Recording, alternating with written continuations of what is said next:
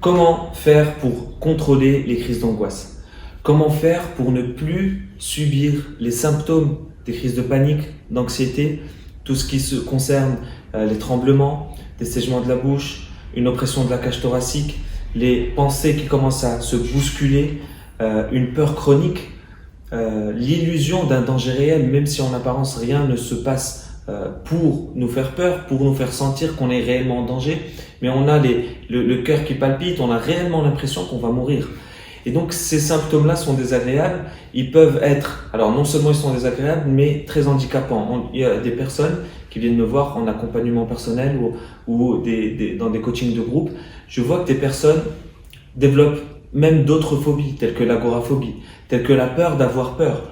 Et donc, ce discours-là qui tourne en permanence comme un hamster qu'on n'arrive pas à arrêter, et les questions que l'on se pose, et si ça se passait mal, et si mon fils se blessait, et si je tombais par terre, et si mon frigo tombait en panne, et tous ces et si qui tournent tout le temps en boucle, eh bien ça crée une vie dans laquelle, petit à petit, on va rentrer dans une sorte de dépression, où on se pose des questions dans le sens où on se dit à quoi bon vivre? Pourquoi vivre si ma vie est faite de des plaisirs? On est en train c'est comme si on mettait des lunettes et ces lunettes-là voient le monde sous le spectre du déplaisir.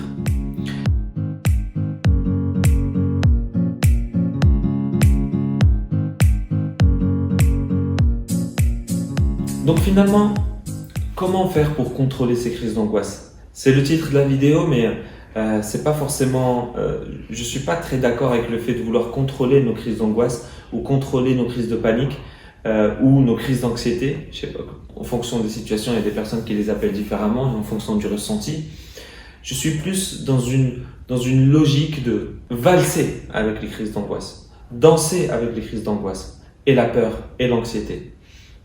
Parce que finalement, ce qui compte le plus, et ce que j'aimerais que tu comprennes à travers cette vidéo, c'est que l'anxiété et la peur, c'est quelque chose, c'est une habitude de pensée. Et comme toutes les habitudes de pensée, les habitudes ont la peau dure. Et qui dit peau dure, ça veut dire que on ne peut pas juste prendre une pilule magique. Donc pour toutes les personnes qui suivent cette vidéo et qui ont envie d'une solution rapide qui va leur permettre de se sentir mieux dans l'instant, c'est pas ce que je donne ici. Ici, dans cette vidéo est faite pour les personnes sérieuses, pour les personnes qui veulent faire le travail pour se reprogrammer, pour faire un travail beaucoup plus en profondeur. Et donc, c'est pour ça que je vais te demander de prendre le temps. Si tu n'as pas le temps aujourd'hui de regarder la vidéo, ça sert à rien. Tu vas juste intellectualiser, tu vas juste comprendre les choses, mais ça ne va pas te servir pour changer. Donc, si tu as envie de te transformer, je t'invite à regarder la vidéo, mettre de la valeur dessus et de l'appliquer tous les jours. Tous les jours pendant au moins un mois, d'appliquer les 4 étapes que l'on va voir ensemble. Il y en a 4, pas 5, pas 6, et 4 simples, 4 étapes simples, mais pas simplistes. C'est-à-dire que c'est facile de comprendre les 4 étapes, et ça va être parfois compliqué de les appliquer, parfois plus facile, et ce que je vais te demander, c'est de rester ouvert, et les 4 étapes seront contre-intuitives pour toi. Et avant de rentrer dans le vif du sujet, je vais te demander de liker la vidéo, d'appuyer sur la petite cloche pour que tu puisses recevoir les autres vidéos. Je vais te donner plein d'outils sur cette chaîne YouTube. Tu en auras des dizaines et des dizaines d'outils pour que tu puisses faire face aux crises d'angoisse. Et même après, une fois que les crises d'angoisse vont s'arrêter. Donc je t'invite à appuyer sur la cloche, t'abonner pour recevoir les prochaines vidéos. Et puis un petit like ne fera pas de mal pour l'algorithme, pour qu'il puisse le partager à d'autres personnes qui en auront besoin. Il y a plusieurs choses que tu dois savoir avant de commencer. La première chose, c'est que il est normal de se sentir très mal. Si tu es stressé, si tu es anxieux, ta chimie hormonale change et influence ton corps et ton cerveau. Et ton corps et ton cerveau sont finalement épuisés par ce bombardement de sentiments, ces pensées négatives. Mais ça ne veut pas dire que tu es malade. Ça veut tout simplement dire que tu es stressé. La deuxième chose, c'est par rapport à une question que tu te poses souvent, tu te penses que ce qui t'arrive, c'est parce que tu es faible. Eh bien, c'est faux. Tu es beaucoup plus courageux que ce que tu imagines. Et on va voir ça ensemble, en détail. La troisième chose, c'est que tu te demandes certainement pourquoi ça t'arrive. Eh bien, je vais te répondre rapidement. Personne ne connaît la réponse. Certaines personnes sont plus sensibles que d'autres au stress. Parfois, il y a une part de génétique, il y a 30 à 40% de génétique dans le stress. Et tu es peut-être l'une de ces personnes. Mais peu importe qu'il n'y ait pas d'explication à ton problème ou qu'il y en ait une explication. Parce que la solution, ça reste toi-même. Ne te creuse pas la tête pour trouver une explication parce que c'est inutile. Et tu te demandes peut-être combien de temps il te faut pour guérir. Eh bien, la réponse est en toi. Ça va dépendre de ta disposition, de ton désir, de ton niveau de compréhension des étapes que je vais te demander et puis de l'effort que tu vas mettre dedans. Et ça peut te sembler étrange, mais le principal obstacle pour surmonter l'anxiété, c'est toi-même. Et si c'est toi le problème, si c'est toi l'obstacle, c'est toi la solution. Parce que la solution est en toi et tu as le contrôle, même si tu ne le sais pas. On va le voir ensemble. D'autres personnes peuvent t'aider. Ce que je vais te donner, ça va t'aider, mais en fin de compte, le seul remède, il est entre tes mains. Et tu dois avoir confiance en toi. Crois en toi. Tout comme tu t'es mis dans cette situation, consciemment ou inconsciemment, tu peux aussi t'en sortir avec de la volonté et du travail et de la répétition. J'insiste. La volonté, travail et répétition sur toi-même. Alors, je tenais juste à préciser que les 4 étapes que je vais te partager sont extraits d'un livre qui s'appelle Arrêter l'attaque de panique. Je vais te mettre une affiche quelque part. Et donc, moi, je l'ai mis en vidéo, je l'ai remis en forme, j'ai remodelé un tout petit peu les choses pour que tu puisses retirer l'essence même et puis je l'ai expliqué à ma manière. Tu vas aussi, si tu veux, profiter d'un résumé de toute cette vidéo, des phrases à répéter, des réflexes à avoir à chaque fois que tu vas avoir une attaque de panique, à chaque fois que tu vas ressentir une peur. Eh bien, je vais te demander de juste cliquer sur le lien qui est dans la description. Tu vas recevoir tu vas rentrer ton email et on va t'envoyer un PDF qui résume toute la méthode. Rentrons à présent dans le vif du sujet. Il y a 4 étapes. On va commencer par la première.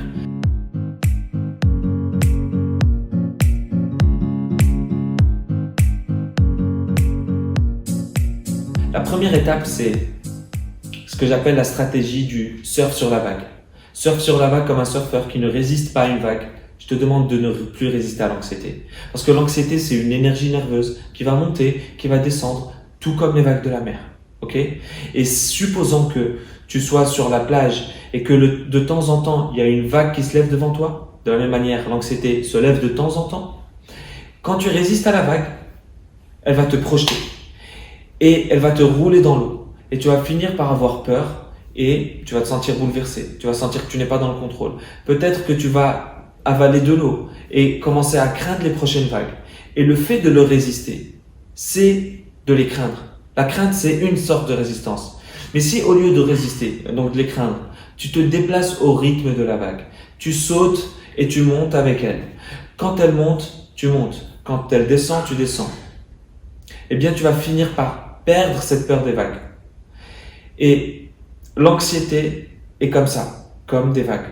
Parfois, elles vont se lever, parfois elles retombent, mais elles s'effaceront toujours. C'est ça que tu dois garder en tête. Il n'y a aucune raison de craindre la prochaine vague. La prochaine vague qui vient, ne plus la craindre parce que tu sais que juste en ne résistant pas, en ne pensant pas que tu vas rouler dans l'eau et que tu vas aller à leur rythme, ça va être suffisant pour ne pas te blesser. Alors, je sais qu'il y en a parmi vous qui se disent « Qu'est-ce qu'il me raconte celui-là ?» Parce que moi, quand j'ai une crise d'anxiété, quand j'ai de la panique, quand j'ai peur, c'est physique, ça fait mal, j'ai pas envie de pas résister, j'ai envie juste de la fuir. Eh bien, sache que fuir, c'est aussi une sorte de résistance et on va parler de ça plus en détail. Pourquoi fuir, c'est une sorte de résistance? Eh bien, parce que c'est comme si tu essayais de fuir une vague. Elle va te rattraper quoi qu'il arrive. Si tu essaies de lui résister, de lui rentrer dedans, elle va te rouler dans l'eau. Donc, la meilleure chose à faire, ce qui est beaucoup plus productif, c'est de ne pas résister.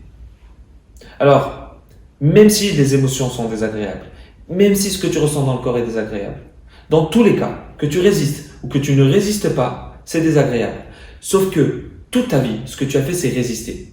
Tu résistes, il y a plusieurs formes de résistance. La fuite, c'est une forme de résistance. L'attaque, c'est une forme de résistance. Le fait de vouloir que l'anxiété s'arrête, c'est une forme de résistance.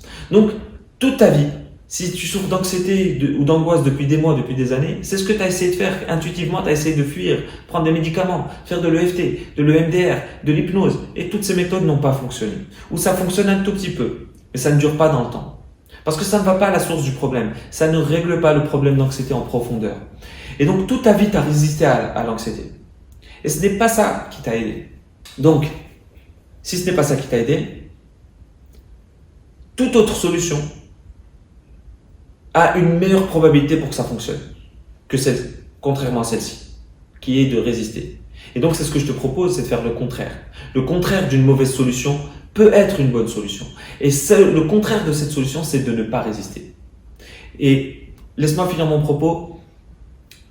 Reste ouvert, encore une fois, parce que c'est contre-intuitif, c'est challengeant ce que je vais te raconter, mais reste ouvert parce que ce que je vais te partager, si tu l'appliques, je te garantis que ton anxiété, dans quelques semaines, va se réduire minimum de moitié. Au minimum. En fait, l'anxiété, ça devient un problème quand, au lieu de monter et descendre avec elle, au lieu d'aller à son rythme, tu vas commencer à lui résister. Il faut cesser de résister à l'anxiété, de minimiser son importance. Parce qu'à la fin, elle sera toujours destinée à s'évanouir. Et c'est la seule chose que tu gardes en tête. Que l'anxiété, quoi qu'il arrive, elle sera destinée à s'évanouir comme une vague. Lorsque tu résistes, la peur va commencer à grandir en toi. Tu vas perdre le contrôle. Tu vas commencer à subir. Et ça va te faire rentrer dans un cercle vicieux.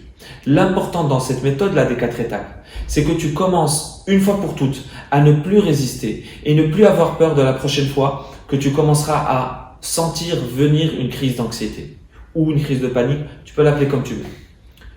Donc, les questions que tu te poses souvent quand tu as une anxiété, inconsciemment, c'est qu'est-ce qui se passerait si? Si, 3 petits points.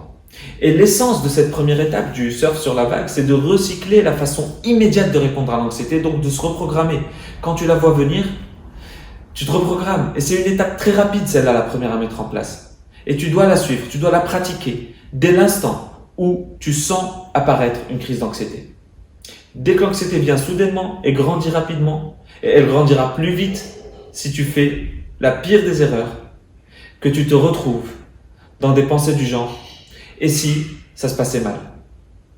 Souviens-toi de notre ami préhistorique, de notre ancêtre préhistorique, l'homme sapiens sapiens, c'est l'homme, en tout cas le plus proche du genre humain. Eh bien, l'homme sapiens sapiens, notre ancêtre, on est donc des descendants d'êtres effrayés. S'il a pu survivre, c'est parce qu'il avait en permanence peur.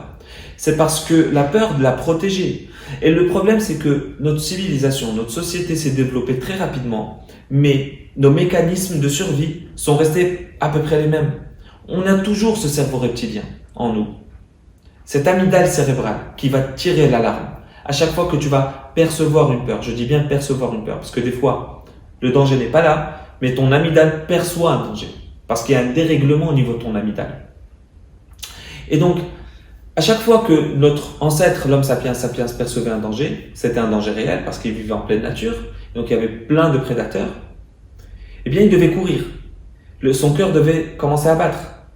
Et il ressentait exactement ce que tu ressentais, sauf que lui, il le ressentait pendant un petit laps de temps.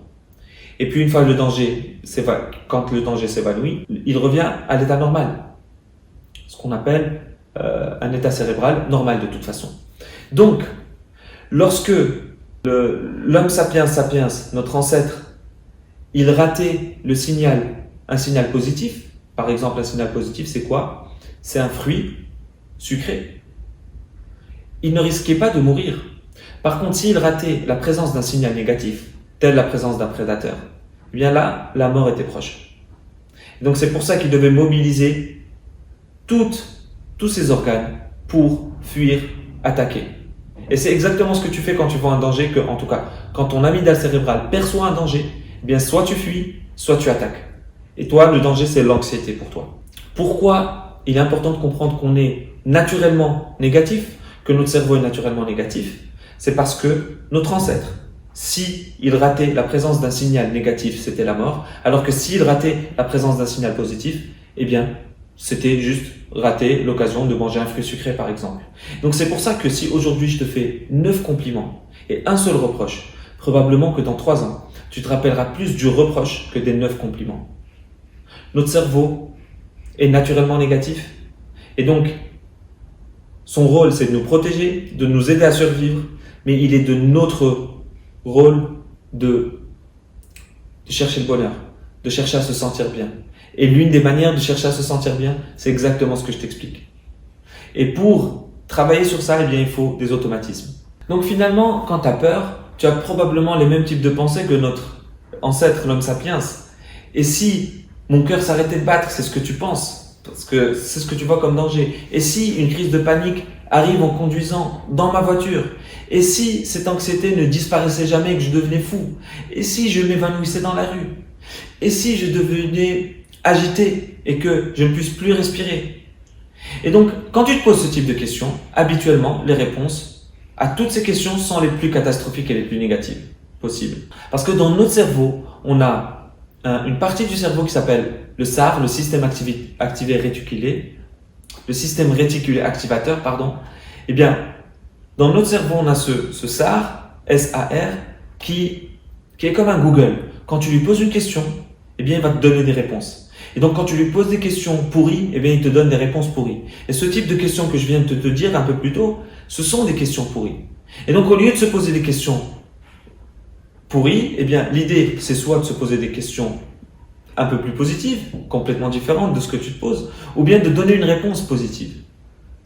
Et le type de réponse positive, c'est ce que je vais te donner dans quelques instants. Quand tu te poses ces questions négatives, tu penses rarement à des réponses encourageantes et positives. Eh bien, c'est ce que tu dois commencer à faire à partir de maintenant dans cette première étape, qui est de surfer sur la vague. Évite de penser à des réponses désastreuses. Des réponses désastreuses à des questions désastreuses et angoissantes. Parce que, en les répétant, tu vas augmenter ton adrénaline, tu vas augmenter ton rythme cardiaque, et ton cerveau va penser, ton amygdale cérébrale va penser qu'il y a quelque chose de mauvais qui est sur le point de se produire, et donc il va activer encore plus ces signaux-là d'avertissement qui sont désagréables pour ton corps.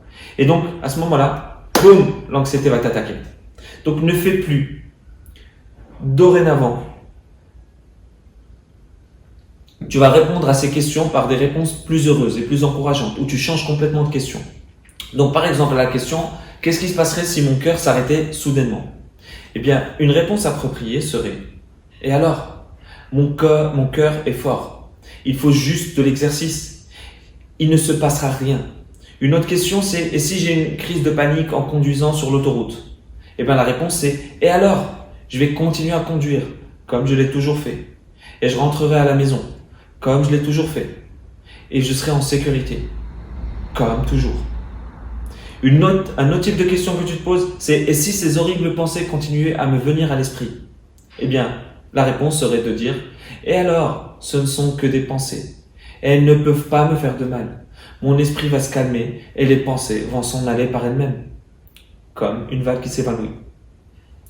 Donc, il est très probable que lorsque tu commences à répondre à ces questions par des réponses positives, eh bien que ces réponses vont écarter ces pensées effrayantes. Tu vas avoir une impression que tu te trompes toi-même. Mais peu importe, on s'en fout. Continue à faire comme si, comme les enfants. Fais comme si. Et avec le temps, ton esprit va commencer à se calmer. Le spectre de l'anxiété va diminuer. Et à mesure que tu réalises que les réponses positives sont vraies, en fait. Parce qu'en fin de compte, c'est vrai, il ne t'arrivera pas de mal. Et donc, tu vas arrêter de résister, tu vas surfer sur la vague. Et la clé, c'est de désactiver rapidement cette accumulation de peur. Donc, fais-le à chaque fois que tu sens l'anxiété venir en toi. De cette façon, tu vas la désarmer rapidement. Et donc, tout ce cumul de tension va bouger dans ton esprit. Et tu vas faire bouger ton esprit au même rythme que tes nerfs. Et donc, ton anxiété va aussi bouger à ce même rythme plutôt que de lui résister. Donc, qu'est-ce que tu vas faire concrètement à cette étape? C'est que tu reviens un peu en avant, tu notes les réponses à ces questions, tu crées d'autres réponses pour des questions que tu te poses. J'essaie d'être un peu général pour toucher un peu tout le monde, pour que tout le monde puisse se reconnaître, mais il y a certainement d'autres questions que tu te poses. Par exemple, et si je mourais demain? D'accord? Donc, note une réponse à ce type de questions-là. Donc, des réponses doivent être prêtes et tu dois les préparer lorsque tu te sens bien. Tu les prépares sur un papier. Ce papier doit toujours être sur toi. Si tu n'as pas envie de les noter, eh bien, tu peux cliquer dans un lien dans la description. Tu vas arriver sur une page. On va te demander ton email. Tu vas recevoir sur cet email-là que tu auras renseigné le résumé et ces réponses bien écrites pour que tu les aies souvent sur toi. Donc, je t'inviterai à imprimer ce PDF. Voilà pour la première étape. Maintenant, passons à l'étape 2.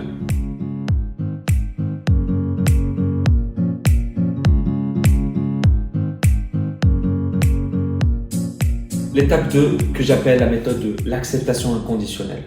On va rentrer dans le vif du sujet par rapport à cette étape parce qu'elle est extrêmement importante. Donc, maintenant, tu as déjà appris à l'étape 1 que l'essentiel, c'est de ne pas résister, c'est de surfer sur la vague. Mais ça ne va pas suffire à surmonter l'anxiété de manière durable. Donc, cette deuxième étape, je vais te demander d'accepter. Alors, tu vas me dire comment on fait pour accepter. T'inquiète pas, ça va venir. Lorsque tu acceptes ce que tu ressens, lorsque tu acceptes les symptômes désagréables, les pensées négatives ou tout ce qui va découler tout ça, eh bien, tu vas te donner du pouvoir. Et tu vas donner du pouvoir à cette stratégie des 4 étapes. Parce que, en plus de ça, tu ne vas pas résister. Parce que même s'il y a encore de l'anxiété en toi, tu dois la dissiper en acceptant qu'elle soit là. Quand je te dis d'accepter, ce que je veux dire par là, c'est de laisser faire. De laisser l'anxiété exister. De la laisser tomber. Et peu importe qu'elle soit là, peu importe qu'elle t'ait fait penser, ce qu'elle t'ait fait penser ou ressentir, laisse-la. Presque tout le monde a une mauvaise réaction initiale lorsqu'il y a une crise d'anxiété. C'est normal, on a envie de la fuir, on a envie de lui résister. Et notre nature d'être humain nous amène à éviter les expériences désagréables. Et c'est pour ça qu'on va aller préférer éviter la situation, la bloquer ou essayer d'y échapper. Donc n'essaie pas de bloquer l'anxiété. N'essaie pas d'y échapper. Parce que aussi fort que tu vas la bloquer, c'est à ce point-là qu'elle va t'attaquer. Elle va t'attaquer avec le même momentum que tu as essayé de la fuir. Et aussi vite que tu t'enfuis, aussi vite elle va te courir après. Tant que tu fuis l'anxiété, tant que tu essaies de la bloquer, tu vas lui donner de l'énergie. Imagine que l'anxiété, c'est une entité à part entière. Et c'est vrai que c'est une entité à part entière, parce qu'elle fonctionne avec une logique à part entière. D'ailleurs, on a du mal à comprendre l'anxiété, les attaques de panique, parce qu'elles fonctionnent d'une manière dont nous ne fonctionnons pas. Donc, c'est pour ça que des fois, tu as du mal à comprendre pourquoi tu es anxieux, pourquoi tu as cette boule au ventre, pourquoi tu as ces peurs. C'est parce que l'anxiété fonctionne comme une entité à part entière. Et comme toute entité, elle a besoin de survivre. Et pour survivre, elle a besoin de nourriture. Donc, comment elle se nourrit? Eh bien, elle se nourrit par ton énergie. Et c'est pour ça qu'après une crise de panique, après une anxiété, que ce soit sur du court terme ou sur du long terme, quand tu fais de l'anxiété depuis des années, ou quand tu fais une crise de panique en 5 minutes, eh bien, tu te sens épuisé. Parce qu'elle te bouffe toute ton énergie. Elle te bouffe littéralement toute ton énergie. Et je pèse mes mots. Donc, comment elle se nourrit? Eh bien, de ton énergie. Et comment elle se nourrit de ton énergie? Eh bien, à chaque fois que tu la fuis, à chaque fois que tu essaies de la bloquer, à chaque fois que tu essaies de l'éviter, elle se nourrit et elle devient plus forte. Voilà à quel point c'est important d'arrêter de la nourrir. Parce que ce n'est que en arrêtant de la nourrir que tu vas pouvoir la dissiper. Et même, ton objectif, ce n'est pas d'arrêter de la nourrir. Ton objectif, c'est juste de l'accepter. Parce que quand tu es en train d'essayer de faire tout ce que je te dis pour essayer d'arrêter de la nourrir, eh bien, tu es dans une sorte de fuite ou dans une sorte de blocage inconscient. Donc, l'objectif, c'est juste d'accepter. Et on va voir exactement comment on va faire pour accepter. Ça me rappelle cet exemple des cellules cancéreuses. Des cellules cancéreuses, elles se nourrissent de sucre. Et donc, le meilleur moyen, c'est pour ça qu'il existe des régimes à base je ne sais pas comment ça s'appelle, mais en tout cas des régimes qui font qu'on élimine le sucre pour faire en sorte que les cellules cancéreuses n'aient plus d'occasion de se nourrir et donc qu'elles meurent par elles-mêmes. Donc c'est pareil pour l'anxiété. Arrête de lui donner l'occasion de se nourrir. Parce que finalement, tu vas en avoir assez de la bloquer et de courir.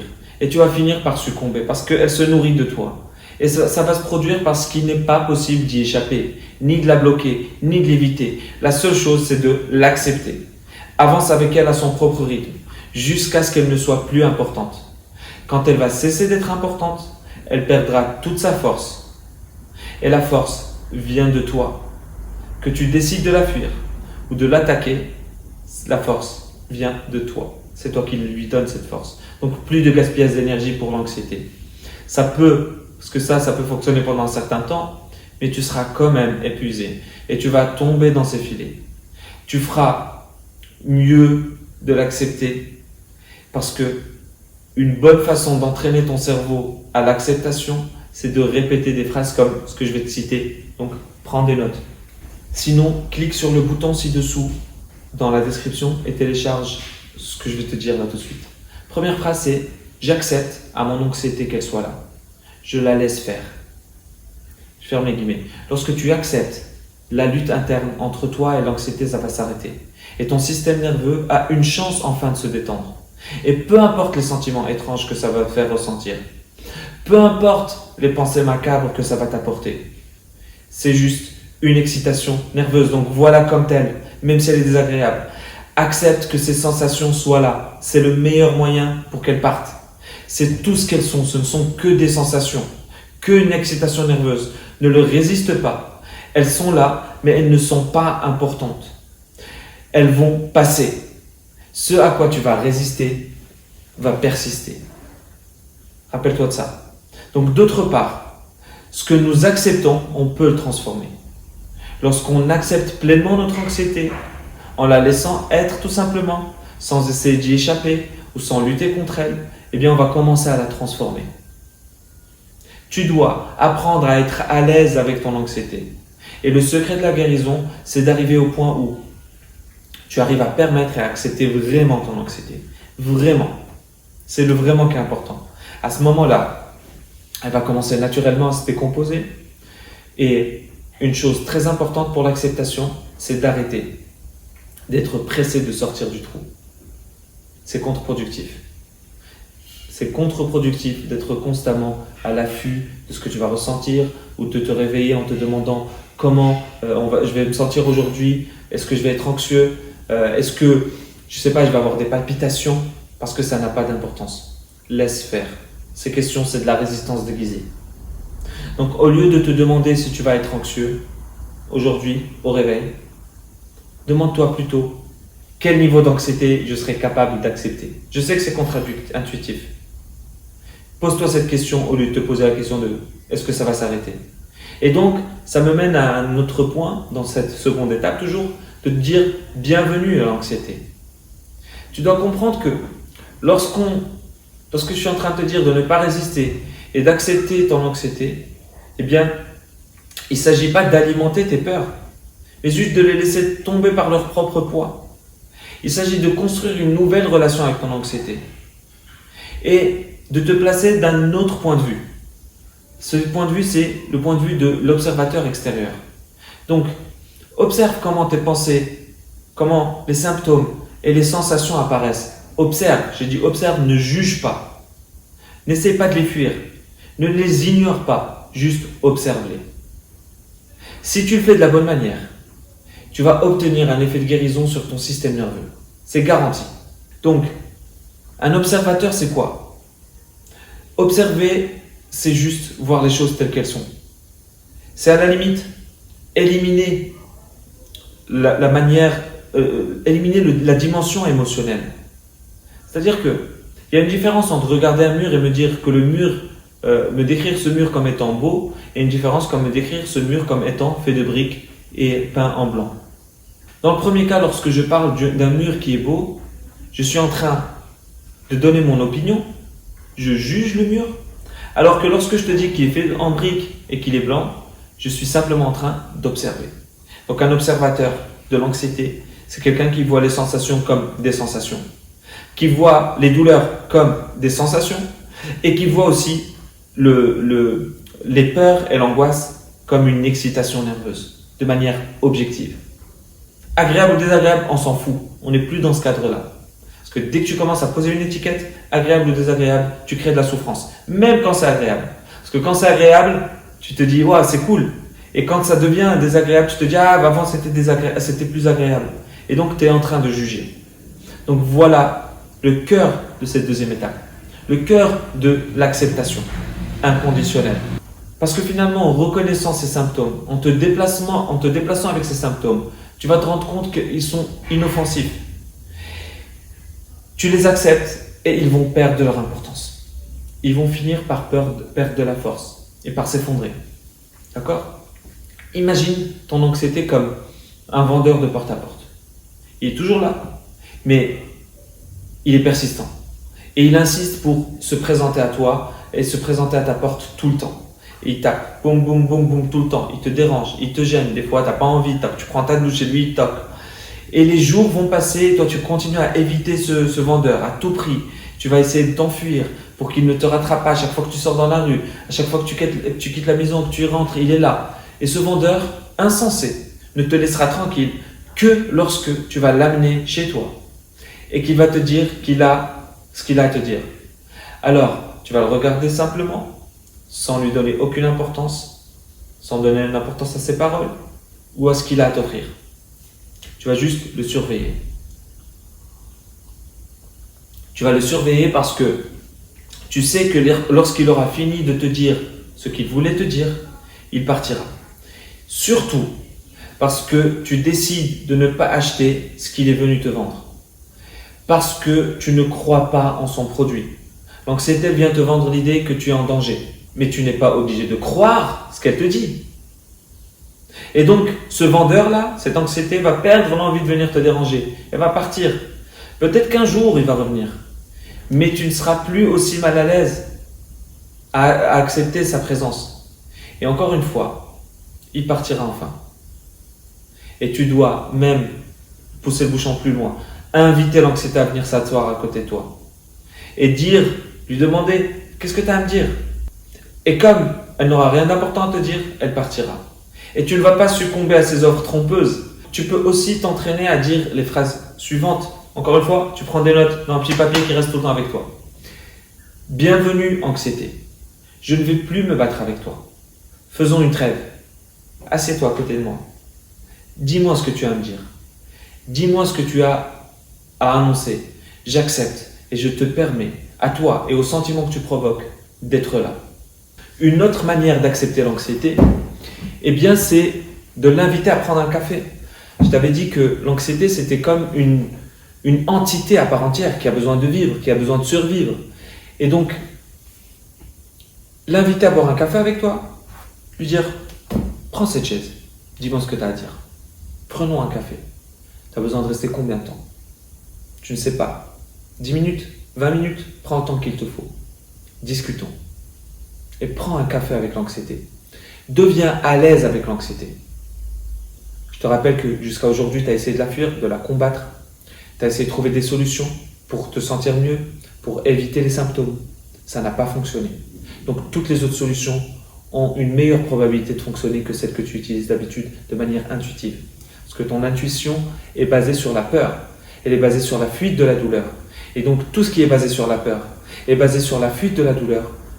En général, ce ne sont pas des solutions positives pour toi à long terme. De la même manière que quand tu te mets en couple par peur de rester seul, de vivre seul, ton couple n'est pas basé sur une bonne intention. Par contre, quand tu te mets en couple par amour de l'être aimé, parce que des fois on pense qu'on aime, mais en fait on aime par peur d'être seul. Et donc quand tu te mets en couple par amour, parce qu'il y a un désir de passer du temps avec la personne, un temps de qualité, un temps authentique, et bien là, ta relation elle est basée sur quelque chose de plus solide. Il n'y a que deux émotions principales, il y en a d'autres qui découlent de ces deux émotions tout le temps. Eh bien, c'est l'amour et la peur. Et donc quand tu fais les choses par peur, tu resteras dans la peur. Tu retrouveras cette énergie plus tard. Quand tu commences un projet, quand tu commences une relation, quand tu commences un traitement par peur, tu finiras par trouver cette intention à la fin. Par contre, quand tu commences par amour, par désir, et toutes les émotions qui découlent de l'amour, par exemple, ici je te parle d'accepter, l'acceptation, ça découle de l'amour, eh bien, tu retrouveras cette même intention à la fin. Donc, finalement, en acceptant l'anxiété et en l'invitant à s'asseoir à côté de toi, tu vas déclencher un sentiment libérateur. En ne résistant pas, en permettant à ton corps et à ton esprit de se détendre librement avec toute l'énergie nerveuse, tu dois le faire avec conviction pour que ça marche, pour toi. À chaque fois que tu ressens une poussée d'énergie nerveuse, poussée d'adrénaline, tu dois la traiter comme un ami qui vient te rendre visite et qui a une nouvelle importante à te dire. Tout simplement. et tu écoutes cette nouvelle. Ça ne veut pas dire que tu la crois, juste tu l'écoutes. Ton anxiété, elle ne va pas grandir si tu la reçois avec une telle hospitalité. Parce que ce sont tes peurs, ton rejet et ta résistance qui vont alimenter. Rappelle-toi, elle se nourrit de ça. Donc laisse ton anxiété se manifester sous n'importe quelle forme. Dans ton corps, ou dans ta tête, ou dans ton esprit. Est-ce que elle te serre la gorge? Est-ce qu'elle accélère ton rythme cardiaque? Est-ce qu'elle t'attaque avec des pensées chaotiques? Ça n'a pas d'importance. Ce ne sont que des symptômes et voilà comme tels. Donc laisse-la exister et dis-lui qu'elle est la bienvenue. Laisse ton corps vibrer d'excitation nerveuse sans aucune résistance. Et ensuite, elle va commencer à s'effacer. Pendant que l'anxiété est là avec toi, tu peux lui dire des mots comme, par exemple, prends des notes encore une fois. J'accepte et je te permets d'être là. Je t'accepte et je te permets de me faire vivre ces sensations-là que tu me fais vivre. Et comprends une chose, quand tu dis ça, on sait, je sais très bien que ce n'est pas agréable. Ce n'est pas un visiteur agréable. Et ce n'est pas agréable de ressentir de la peur et de l'angoisse et des palpitations, des nœuds dans la gorge. Tout ça, ça fait mal physiquement et psychologiquement et sur la durée, ça fait encore plus mal. Mais tu dois quand même accepter tout ça et l'accueillir parce que c'est la seule façon pour que ces symptômes commencent à disparaître petit à petit et naturellement. C'est comme prendre un médicament qui a un goût amer. Tu sais que c'est pas agréable. Tu sais que tu n'aimes pas le goût. Mais tu sais que tu te sentiras beaucoup mieux par la suite. Et l'anxiété doit être toujours la bienvenue. Ne sois jamais contrarié lorsque l'anxiété se manifeste sur le pas de ta porte. Sois un bon hôte et souris-lui, invite-la à entrer, offre-lui du thé, bois un café avec elle. Tu peux même, pendant qu'elle est là avec toi, donner à ton anxiété une image visuelle dans ton esprit. Peut-être une caricature ridicule. Tu peux aussi lui donner un surnom ridicule. Parce c'est une entité, tu peux la nommer. Tu peux même imaginer qu'elle a une voix ridicule, très aiguë.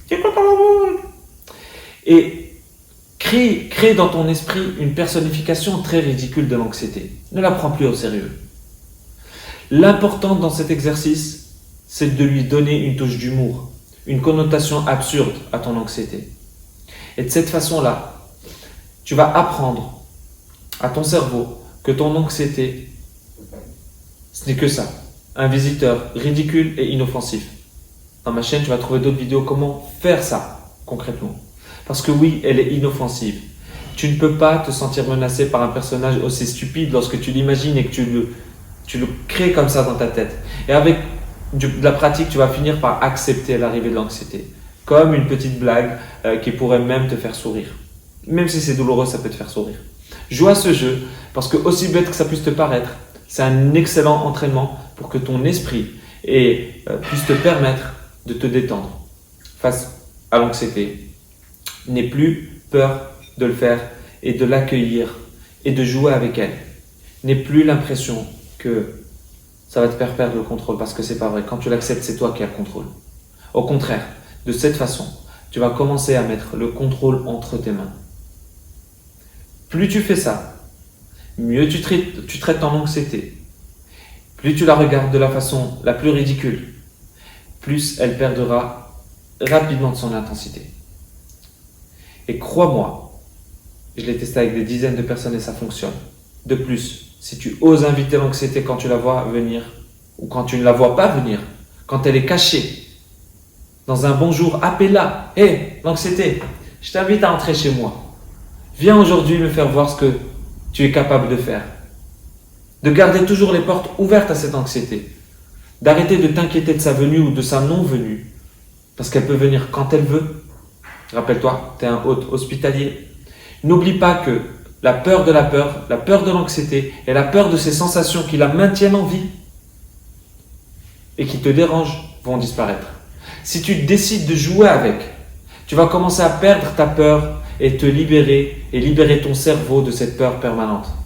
Et c'est pour ça que cette deuxième étape que je te propose ici peut te sembler un peu étrange ou absurde, mais tu dois faire confiance à ce qui est dit là. Je l'ai testé avec des dizaines de personnes.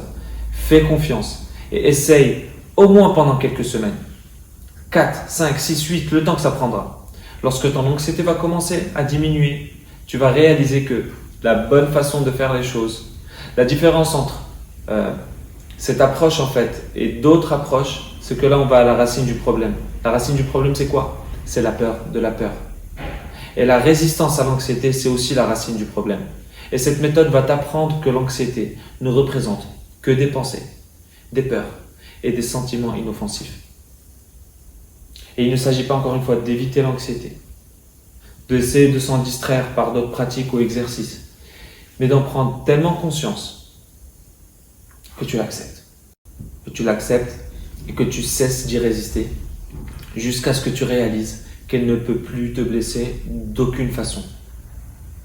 Pour que tu puisses te sentir à l'aise et libre de toute crainte lorsque tu vas venir voir venir cette anxiété, eh bien, tu seras indifférent à son apparition, à sa disparition. Lorsque tu fais cette pratique, en quelques minutes, tu vas commencer à perdre ta peur de la peur. Tu vas commencer à te détendre et les sensations seront réduites. La perturbation nerveuse, là, va se transformer en un autre type d'énergie. Donc finalement, pour résumer, l'acceptation inconditionnelle, même lorsque l'énergie nerveuse va atteindre un point animal, il est beaucoup plus facile de travailler avec, de l'accepter, que d'essayer de lutter contre ces pensées paralysantes. J'aimerais finir cette deuxième étape par ce que signifie d'accepter l'anxiété. J'espère que lorsque tu vas mettre en place cette deuxième étape, eh bien, j'aimerais que tu comprennes très clairement ce que veut dire accepter. Concrètement, qu'est-ce que ça veut dire? Parce que c'est pas un mot magique, tout le monde le dit.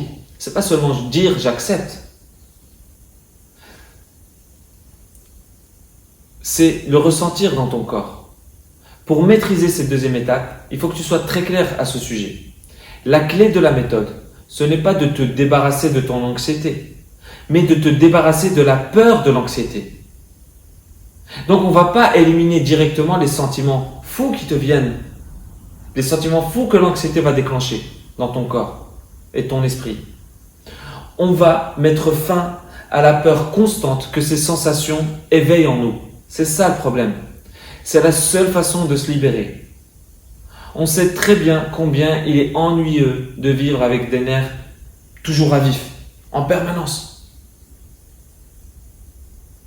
Je sais que toutes les réactions que ton corps et ton esprit subit lorsque ton cerveau va envoyer des signaux d'anxiété, c'est douloureux, c'est inconfortable. Mais comprends bien ça. Le but de cette étape, ce n'est pas de te libérer de ces sentiments-là. Parce que ça, c'est un calme artificiel. C'est ce que fait l'hypnose, ce que fait l'EFT, ce que fait toutes les autres méthodes. Ce n'est pas une méthode, là ce que je te propose, de te détendre rapidement en pleine crise. C'est un état d'esprit. C'est pas une méthode aussi pour faire en sorte que ton cœur va ralentir immédiatement. D'accord? Si je devais t'apprendre ça, ce serait une erreur. Parce que c'est une forme de résistance. Ce que je veux que tu comprennes, c'est de ne plus avoir peur. Peu importe le nombre de sensations étranges qui vont se déplacer en toi, lorsque tu les acceptes, il n'y a plus aucune crainte. Toutes les craintes disparaissent. Même si tu éprouves les symptômes, les plus fous. Donc, lorsque tu vas inviter ton anxiété à venir s'asseoir avec toi, tu vas te donner l'occasion de l'observer. Tu es juste un témoin. Tout ce que tu fais, c'est de témoigner. Au lieu d'être piégé et paralysé par la peur, tu deviens un observateur de tout ce que tu vis à l'intérieur de toi. Tu passes de victime à observateur curieux. Et pour ça, il faut t'entraîner un certain temps, bien sûr, mais bien sûr, on peut y arriver. Bientôt, tu vas ressentir des étranges symptômes sans te sentir mal par rapport à ces symptômes. Parce que tu seras trop occupé à les observer. C'est ça la clé. Tes pensées vont passer de la peur à la curiosité. Et tu ne peux pas avoir de la curiosité et de la peur en même temps. Tu sais déjà ce qui va se passer. Ce ne sont que des sentiments. Et les sentiments ne tuent pas. Donc, juste en sachant ça, n'es-tu pas soulagé de savoir que tu ne vas plus avoir à essayer de contrôler ton anxiété, mais plutôt de la laisser faire ses caprices de manière inoffensive. Bientôt, tu seras mieux et tu auras dépassé cette deuxième étape. Tu le sauras lorsque ton anxiété va venir et que tu ne te sens plus aussi pétrifié ou anxieux à ce sujet. Tu auras peut-être un peu peur, mais tu ne seras pas paralysé par ça. Donc il est temps de passer au niveau supérieur. Maintenant, et voyons l'étape 3.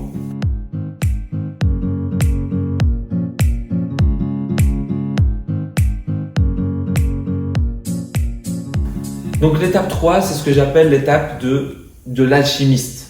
L'alchimiste, il fait quoi? Eh bien, cette métaphore, j'aime bien la prendre du livre L'Alchimiste de Paulo Coelho. Je vais te mettre une affiche quelque part. Et donc, cette étape, l'idée c'est d'apprendre à transmuter le plomb en or. De transformer le plomb en or. Et l'idée c'est de transformer donc ton anxiété en or. Et on va voir comment on va faire et pourquoi c'est possible. Et pourquoi c'est important.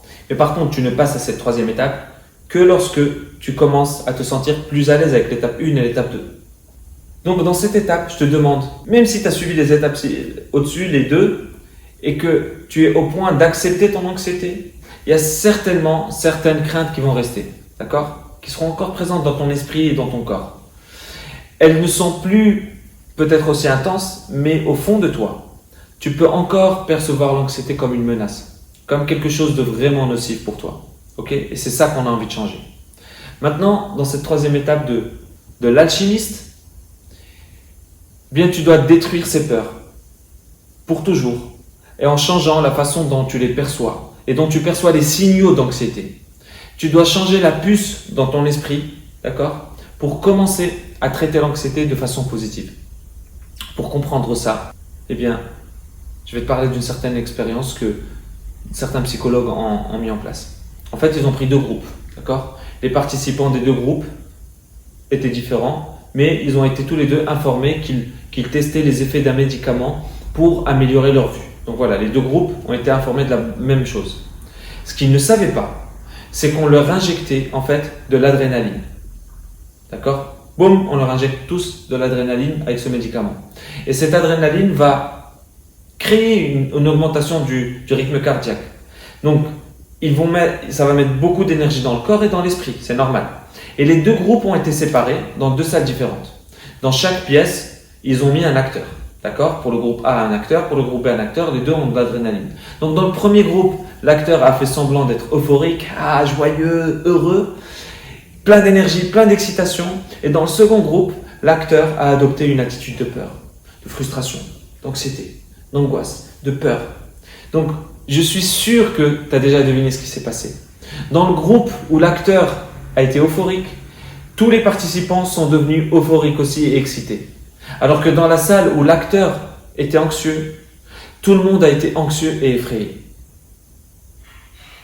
Qu'est-ce que cette expérience vient me prouver? Eh bien, que tout le monde avait une charge supplémentaire d'adrénaline, donc leur esprit et leur corps étaient chargés d'une grande excitation nerveuse, mais la façon dont ils ont développé leurs troubles nerveux a changé en fonction de leur perception, de ce qu'ils ont perçu à travers cet acteur. Chaque groupe a interprété ce qu'il ressentait différemment, grâce à un stimuli différent, qui a amené à percevoir ce qui leur arrivait de façon différente. Donc ce test démontre clairement que ce ne sont pas les sensations corporelles que nous ressentons qui déclenchent nos réponses anxieuses et nos réponses émotionnelles, mais que c'est notre perception de ces sensations qui vont déterminer nos sentiments et nos réponses. Et c'est la même chose pour l'anxiété. La façon dont tu perçois l'anxiété va influencer la façon dont tu la canalises, dont tu la transformes. Donc si tu la perçois comme quelque chose de terrible, qui t'effraie, eh bien ton corps et ton esprit vont s'adapter et l'angoisse et la peur vont se créer. Si par contre, tu perçois que tu es en pleine euphorie et plein d'énergie, alors ton corps et ton esprit vont canaliser également l'anxiété de cette même manière. Si tu es excité par l'anxiété, ton corps et ton esprit seront excités, mais pas effrayés. Et à ce stade, tu dois commencer à déjà changer dans ton esprit la façon dont tu perçois l'anxiété. Tu dois la recevoir avec une excitation et de l'euphorie. Alors fais attention parce que je ne te demande pas de devenir dépendant de ça, à ça, comme les cocaïnomanes qui aiment cette excitation nerveuse. Ce que je cherche ici, c'est que tu changes ta manière de voir l'anxiété. Que l'énergie qu'elle injecte, elle provient d'une perception différente. Et qu'elle utilise toute cette énergie pour aller dans une autre direction. Dans la direction contraire de ce que tu avais avant, qui est la peur et l'anxiété. Donc, qu'elle soit plus proche de la joie que de la peur, tout simplement. Donc, rappelle-toi que l'anxiété, c'est une vague d'énergie qui va circuler dans ton corps et cette énergie ne te fera aucun mal. C'est juste ton interprétation qui va faire que cette énergie te fera mal ou pas.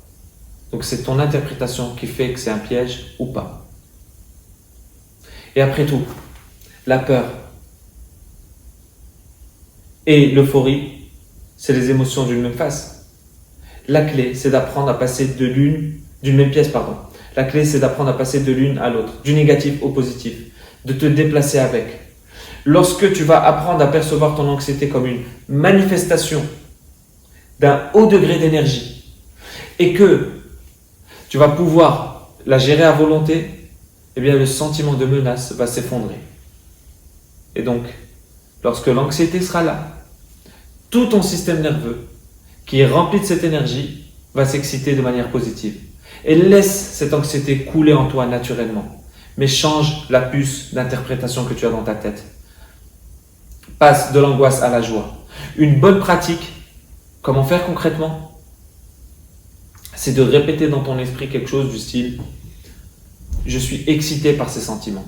Et de les imaginer que ça t'excite réellement. Et répète ça plusieurs fois jusqu'à ce que tu commences à réellement ressentir un changement dans la façon dont tu perçois cette énergie nerveuse. Mais le but, c'est pas de le dire tout simplement. C'est de vraiment profiter de cette énergie qui circule dans ton corps, de te remuer physiquement, de te lever, de sauter, de bouger, de danser, de chanter, de faire du sport. Mais fais quelque chose qui te rend heureux, qui va faire bouger ton système lymphatique et te libérer de cette énergie qui va circuler en toi. Donc si tu es au bureau, va te cacher dans les toilettes si tu travailles, ou dans un endroit où personne ne peut te voir, ou tu sais quoi, le ridicule ne tue pas. Fais-le devant tout le monde, tu t'en fous. Enfin, pour les personnes qui sont capables de le faire.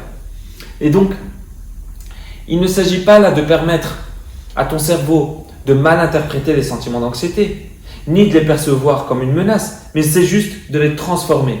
Au lieu de les percevoir comme une menace, eh bien, je te demande de tromper ton esprit anxieux, de lui jouer un tour. Joue avec lui pour qu'il éprouve des sensations différentes que d'habitude. De cette façon, tu vas enseigner à ton cerveau émotionnel que, 1, il n'y a pas de menace, que tu ne dois pas t'inquiéter de ces sentiments et que c'est tout simplement une excitation nerveuse. Que tu l'accueilles, que tu la laisses couler en toi et tu la transformes en quelque chose d'excitant et de joyeux. Comme on l'a dit plus tôt, bien, il importe peu que la répétition de ces phrases ou la réalisation de ces exercices que je te demande te paraissent comme un mensonge ou comme débile. En fin de compte, c'est en les répétant autant que tu vas obtenir les résultats que tu souhaites. Ça n'a pas d'importance non plus si tu dois faire semblant au début. Juste fais-le. Fais comme si, jusqu'à ce que ça devienne une réalité pour toi. Au fil du temps, tu vas voir que tu changes finalement la direction, que toutes ces sensations vont s'accumuler en énergie négative et sur les années, ça crée des dépressions. Et il est très important que tu fasses ça, que tu les libères par de la joie. Parce que lorsqu'il y a de l'anxiété, il y a de l'énergie et de l'énergie qui circule dans le corps, c'est mieux qu'une énergie qui reste bloquée. Et encore mieux, tu la fais circuler même dans ton esprit. Et toute cette énergie va être transmutée, transformée.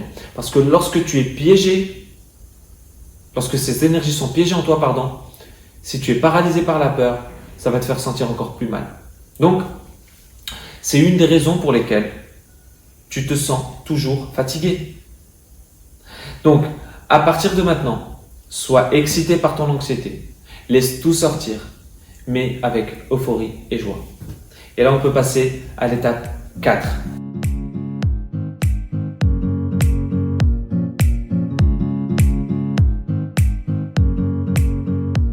L'étape de la maman nourricière. Donc, dans cette étape, tu dois maintenant avoir appliqué les 3 étapes précédentes et que cette méthode te met déjà sur la bonne voie. Mais ton esprit anxieux va vouloir te trahir et chercher des moyens de te ramener dans l'état de paralysie et de peur dans lequel tu vivais autrefois.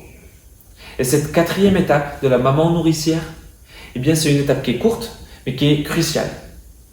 Parce qu'elle représente le but, l'arrivée, la fin.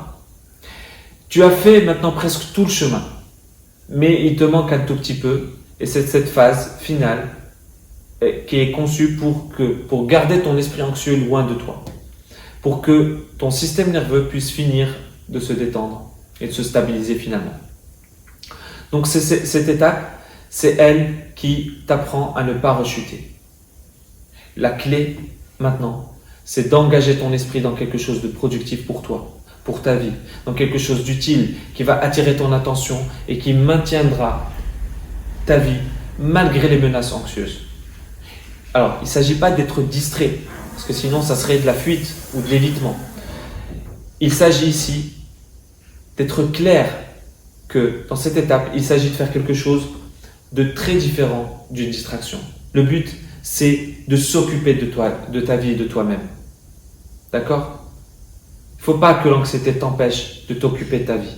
Cette étape est cruciale parce que une bonne partie des personnes que j'accompagne personnellement en coaching individuel, je dirais même 80%, ce sont des femmes.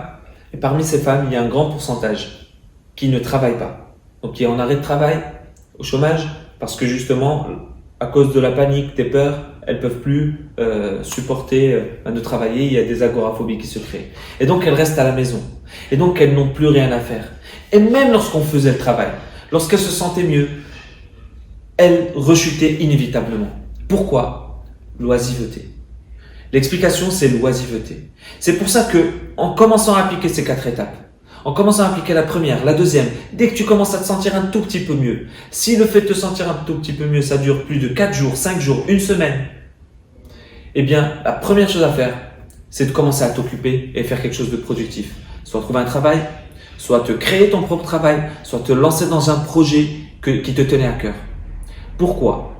Pour éloigner l'oisiveté de toi. Je me rappelle plus de quel écrivain qui disait ça, que le travail éloigne de nous 3 grands mots. L'ennui, et l'ennui, c'est une autre nourriture de l'anxiété. Ça éloigne de nous le vice et le besoin. Et le besoin, il peut être psychologique et financier. Parce que lorsqu'on est anxieux, lorsqu'on vit dans l'anxiété, on devient dépendant des personnes avec qui on vit. Et pour les femmes, même si vous êtes de superbes femmes, je sais que si vous suivez cette chaîne, vous êtes des personnes magnifiques. Eh bien, un homme n'a pas envie de cueillir une fleur qui pique. Et une fleur qui pique, ça peut être une femme anxieuse. Malheureusement. Un homme anxieux aussi. Une femme n'a pas envie d'être avec un homme anxieux parce que c'est invivable. C'est très compliqué. Non seulement c'est invivable pour nous parce que les autres ne nous comprennent pas, mais aussi parce que les autres souffrent avec nous. Donc, travaille. Cherche quelque chose pour t'occuper et t'occuper de ta vie et de prendre soin de ta vie. Prendre soin de toi. C'est ce que je voulais te rappeler dans cette 4e étape. Parce que finalement, l'anxiété va t'empêcher de faire de vraies occupations, de vivre de vraies activités. Et montre à l'anxiété que même si elle est là, ta vie continue. C'est ça que tu dois lui montrer. Qu'elle ne te paralysera pas. Que tu ne te soucies pas d'elle. Que tu insistes pour prendre soin de toi et de ta vie. La chose la plus importante ici, c'est de ne pas rester inactif. L'oisiveté agit contre le rétablissement. Si tu y restes inactif et tu ne fais que penser, il y a de fortes chances, c'est même une certitude, que tes pensées anxieuses et craintives et menaçantes essaient de reprendre une place importante dans ta tête. C'est certain, elles gagneront. Pire encore, si elles se réinstallent, tu vas reperdre confiance en toi. Tu vas dire que je m'en sortirai jamais. J'ai essayé mais ça n'a pas marché. Il est complètement faux que ça n'a pas marché. Si tu vas bien juste pendant 2 jours, c'est que ça a marché. Par contre, si tu rechutes, c'est que tu n'as pas appliqué cette 4e étape. Parce que quand tu t'ennuies, tu vas probablement commencer à vérifier si tu vas bien, à faire un bilan de ton corps, de ton esprit, pour voir s'il y a quelque chose qui ne va pas, à essayer de te convaincre que tout va bien. Et ça, ce n'est pas l'idée de cette 4e étape. Donc souviens-toi que tout ça ne devrait plus t'importer. Mais l'esprit anxieux n'a pas de sens et il a tendance à rechuter. Et il y aura des moments où l'état d'anxiété, le bouleversement, les peurs voudront revenir te hanter. Mais tu ne dois pas rechuter. Ne sois pas angoissé. Laisse faire. Rappelle-toi que l'anxiété, c'est un mécanisme naturel qui est toujours latent. Et l'essentiel, ici, c'est de ne pas lui accorder la moindre importance. Et d'être conscient qu'il n'est pas nuisible. De t'occuper de ta vie quotidienne et de ne pas te paralyser. Même si tu souffres, continue à travailler, fais des choses. Supposons que tu es dans ton bureau, à la maison ou dans un lieu public et que tu sens soudainement une poussée d'anxiété qui se manifeste. Peut-être ton cœur est effrayé ou peut-être ton esprit est rempli de plein de pensées parasites et négatives. Si l'anxiété apparaît à ce moment, tu sais comment la désamorcer. Tout simplement, étape 1, ne lui résistant pas, te déplaçant avec, et puis en la laissant être et l'accepter. Et puis en la transformant en excitation. Donc tu dois permettre à ton anxiété d'être présente, quand elle veut, d'accepter qu'elle est là avec toi. Tu sais que tu dois la canaliser et la libérer sous forme d'informations positives et d'énergie positive qu'elle va apporter avec elle. Mais à ce stade de cette étape-là, eh bien, tu dois ensuite te concentrer sur toi, sur une tâche spécifique. Concentre-toi à nouveau sur ce que tu faisais. Si tu étais au travail, applique-toi à faire une tâche spécifique, à être concentré, même s'il y a de l'anxiété en arrière-plan. Si tu es à la maison, à faire ton travail, refais-le. Reconcentre-toi sur ça, d'accord? Ne te fiche pas, jamais. Si tu étais inactif, trouve quelque chose à faire. Appelle un ami, va courir, nettoie ton placard, fais des choses, agis. L'action, c'est le meilleur remède. Occupe-toi de quelque chose d'utile et montre à ton anxiété que ta vie continue et que tu ne te soucies plus d'elle. Tu l'acceptes quand elle veut, mais tu ne te soucies plus d'elle. Si tu ne t'occupes pas, le risque de retomber dans l'auto-analyse, de trop penser et de vérifier si quelque chose ne va pas, d'analyser à chaque petite sensation est grande. Donc occupe-toi, fais quelque chose d'utile pour toi, tout en donnant à l'anxiété un coup de grâce, d'accord? En lui disant que ta vie continue et que elle est pleine et que tu es en contrôle. Bye.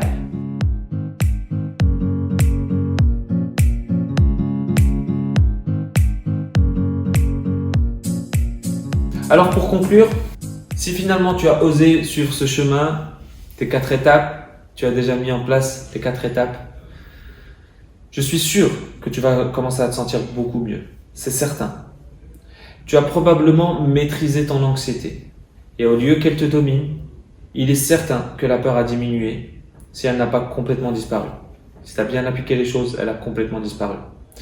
Mais je sais que certaines personnes sont plus résistantes pour sortir de l'anxiété parce qu'il y a la génétique qui rentre en compte, il y a les mémoires cellulaires, soit à cause de leur propre nature, soit parce qu'elles sont bloquées, soit parce qu'elles sont sceptiques face aux solutions que je te propose. Tu te dis attends, ça peut pas être aussi facile, ou soit simplement parce que le niveau de ton trouble anxieux est déjà beaucoup plus avancé et que tu as des difficultés à avancer.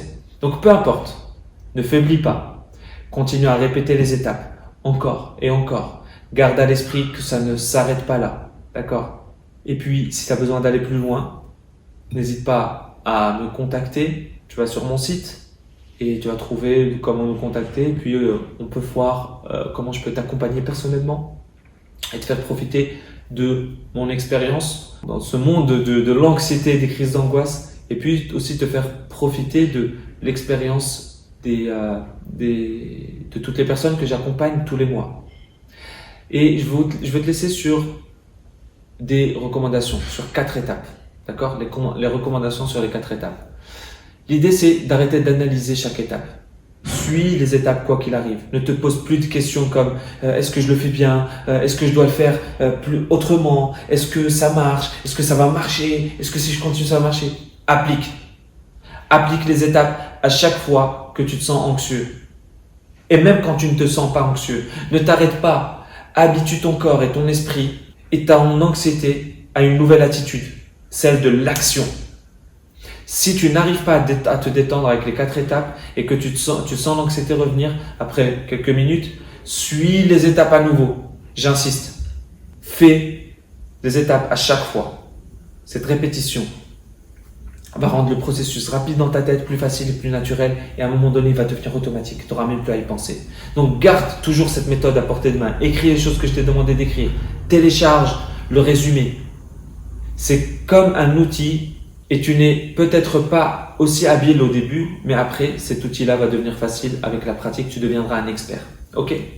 Autre chose, c'est utilise tes propres phrases. Moi, je t'ai donné des phrases, des exemples, mais lorsque je te dis de répéter des phrases dans ta tête ou dans ta voix et d'imaginer des choses, eh bien, c'est juste pour te donner des idées. Mais écris des phrases qui te parlent plus à toi. D'accord? Tu n'es pas obligé de suivre, de répéter les phrases au pied, mot à mot, mais crée quelque chose avec laquelle tu es à l'aise. Voilà. L'idée, c'est de refaire et de refaire, c'est la répétition. Et j'espère que cette longue vidéo t'aura permis déjà de voir l'anxiété différemment et de garder en tête que l'essence de ce que tu dois apprendre, c'est ne plus avoir peur de la peur. C'est ça le problème. C'est pas la peur en soi. L'anxiété, quand elle est là, les douleurs désagréables, ça dure pas 24 heures sur 24. Sinon, tu serais mort. Parce que c'est impossible à tenir pour le corps. Par contre, ce qui fait que tu as cette perception que la douleur dure 24 heures sur 24, c'est parce que tu as peur de la peur en permanence. Et c'est ça qu'on a envie de faire s'effondrer. Et donc finalement, il y aura plein d'autres vidéos qui vont arriver.